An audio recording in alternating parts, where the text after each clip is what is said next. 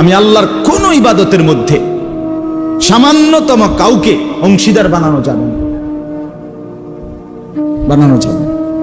একটা মাহফিল করমু এরুম বক্তা আনমু দরকার হলে হেলিকপ্টার দিয়া দেখাইয়া সারুন, যদি বাপের বেড়া হয়ে থাকে। হ্যাঁ তো দেখাইলেন আর বাপের বেড়াও হইলেন, আমি সবই ঠিক আছে। তারপরে বুঝেন না আমার কথা? 30 লাখ টাকা খরচ হইল, একবার দেশ চুক্তি, মানুষ লাড়া খাইল, সারা বিশ্ব দেখলো, জানলো। তো এরপরে কি? এই মানুষ, এই সমস্ত 800 কোটি মানুষের কাছে কোনো বিনিময় আছে? তাদের তো কোনো যোগ্যতা নাই, তারা তো আমার এই কর্মের কোনো প্রতিদান দিতে পারবে না। তো আমি তাদেরকে দেখাইয়া লাভ হইল কি? এটা বুঝার ব্যাপার। এই জন্য আমার ভাই, আমি জানি ছেলেরা কষ্ট করছে, আমাদের প্রিয় ভাই নাহিদ, আমি মূলত ওই ভাইয়ের অনুরোধেই ডেট দিছি।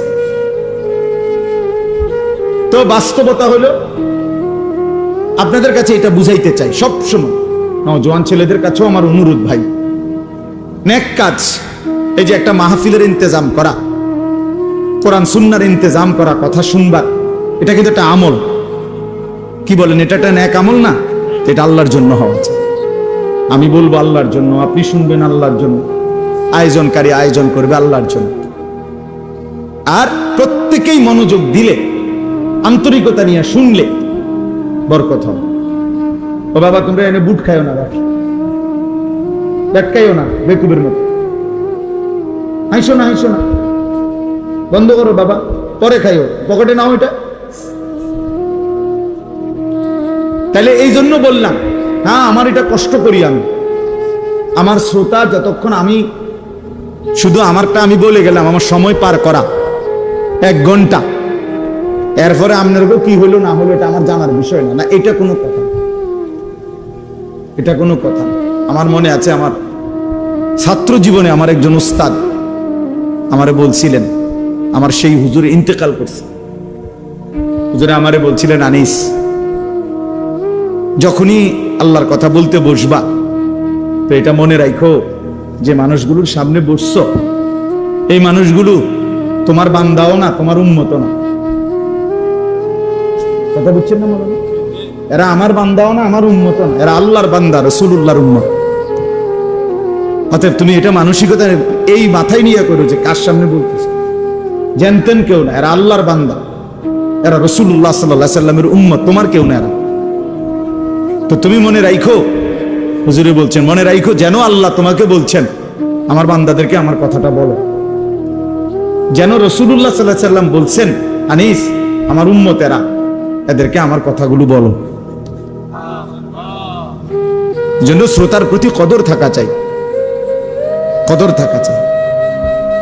এই জন্য চলেন ভাই, আমরা প্রত্যেকে ইনশাআল্লাহ, আজকের জন্য সব সময় এই একটু যদি আন্তরিক হইতো, মুসলমানের জিন্দেগি আরো সুন্দর হতো। বছরে 52 সপ্তাহ, 1 বছরে মোট হাতে ধরা যে মোবাইলগুলো, এগুলো নামায় ফেলেন, ভালো হবে। আপনি এমনি শুনেন দোস্ত, হাতে ধরা যে মোবাইলগুলো, এগুলো নামায় ফেলেন। মোবাইলে যথেষ্ট পরিমাণ ওয়াজ আছে, অভাব নয়। ছেলেরা দেখেন না রেকর্ড করে, আর এমনি তো আছে। এখন আমরা আসছি কষ্ট করে, আপনারাও আসছেন কষ্ট করে, সামনাসামনি শুনেন, একবার চোখের দিকে তাকাই, বরকত হয়। চোখের একটা আসর আছে প্রত্যেকের, প্রত্যেকের, মানে চোখ মানুষের পুরা দেহ বদলায়। দেহের মধ্যে নারীর প্রতি, ভিন নারীর প্রতি চোখ পড়লে সারা দেহের মধ্যে কি হয়? অনুভূতি হয় ভিন্ন রকম। তো এটা বুঝাই গেল চোখের একটা কি আছে? আসর আছে। তো ঠিক নেক কাজের প্রতি, কোন আল্লাহওয়ালা, কোন আলেমে দ্বীনের প্রতি নজর করলেও পুরা দেহের মধ্যে পরিবর্তন, নেকের অনুভূতি হয়। হ্যাঁ, রাসূলুল্লাহ সাল্লাল্লাহু আলাইহি সাল্লামকে জিজ্ঞেস করছে সাহাবী, ইয়া রাসূলুল্লাহ, আমি কার সাথে চলবো? তো বলছে, মান যাক্কারাকুম বিল্লাহি রুয়াতুহু, যাকে দেখলে আল্লাহর কথা মনে পড়ে। ওয়া যাদা ফি ইলমিকুম মানতিকুহু, যার কথা শুনলে ইলম বাড়ে, জ্ঞান বাড়ে। ওয়া যাক্কারাকুম বিল আখিরাতি আমালুহু, যার আমল দেখলে আখিরাতের কথা মনে পড়ে, যার চেহারার দিকে তাকাইলে আল্লাহর কথা মনে পড়ে, যার কথা শুনলে নিজের জ্ঞান বাড়ে, যার আমল দেখলে আখিরাতের কথা মনে পড়ে, রাসূল সাল্লাল্লাহু আলাইহি ওয়াসাল্লাম বলে তাকে সঙ্গী বানাও, তার সঙ্গী হয়, তারে বন্ধু বানাও, তার সাথে চলো, তার সাথে উঠা বসা করো, তার সাথে সম্পর্ক। এই জন্য নজরের একটা কি আছে? বরকত আছে, বরকত আছে। কচ্ছপ একটা প্রাণী আছে না, কচ্ছপ, এই কচ্ছপ বাচ্চা ফুটায় নজর দিয়ে। কচ্ছপের ডিম থাকে পারে, আর কচ্ছপ থাকে পানিতে। ওইখান থেকে সে শুধু চোখের দৃষ্টি দিয়া ডিমের দিকে তাকায় থাকে। এই নজরের বরকতে কিছুদিন পর ডিমের থেকে বাচ্চা ফুটে। হ্যাঁ, এজন্য নজর বদলায়। গুনার নজর গুনার প্রতি প্রভাবিত করে, নেক কাজের নজর। আল্লাহর ঘর দেখলে, কাবা শরীফ, মালিকের ঘর দেখলে চোখে পড়লেই কলিজা ছিঁড়ে যায়,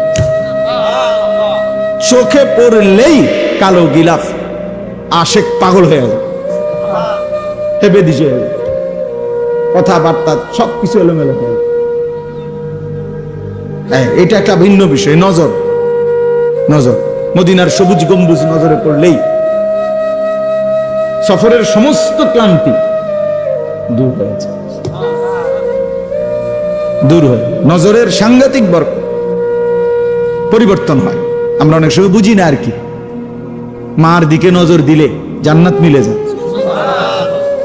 বুঝি বলছে না, মায়ের দিকে নজর দিয়া মার দিল যদি খুশ হয়ে যায়, মা যদি খুশি হয়ে যায়, তো নজর দিলে জান্নাত মিলে যায়।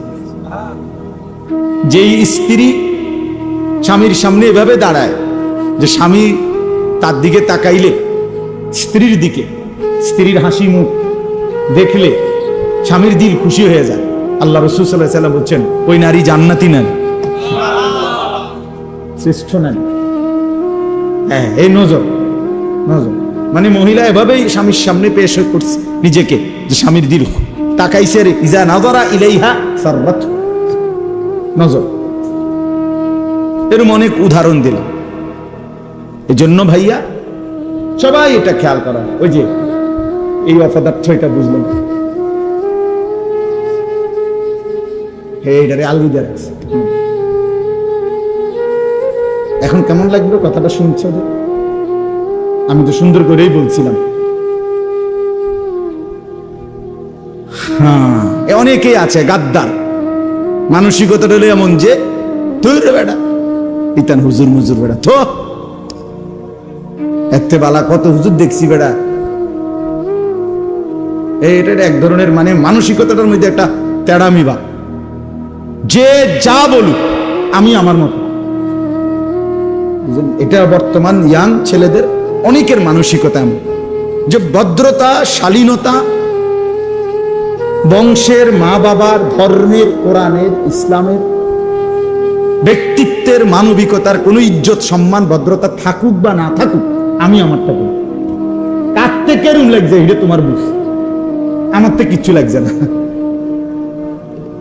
বড় সাংঘাতিক, অনেক বড় অধপতন। মনে রাখবা ভাই, ছেলেদেরকে বল যে তোমার কাছে কোনোটাই আলাদা কোনো ফিলিংস করেন না। এখানে আমার চাচা আছে, বাবা আছে, দাদা আছে, এখানে দাড়িওয়ালা মুরব্বী আছে, ওলামায়ে কেরাম আছে, হ্যাঁ, এটা মাহফিল না, আমি আমার মতো, আমি যেমন আছি তেমনই। এই যে মানসিকতা, এটা কিন্তু অনেক বড় মুসিবত, বিপদ, অনেক বড় বিপদ। পরিবেশের কারণে মানুষ আসর হয়। আস-সুহবাতু মুতাআসসিরা, আরবিতে বলে যে সাহচর্য, সংস্পর্শ প্রতিক্রিয়াশীল। যে জিনিস যার সংস্পর্শ পায়, ছোঁয়া পায়, ওইটার আসর তার মধ্যে আসে।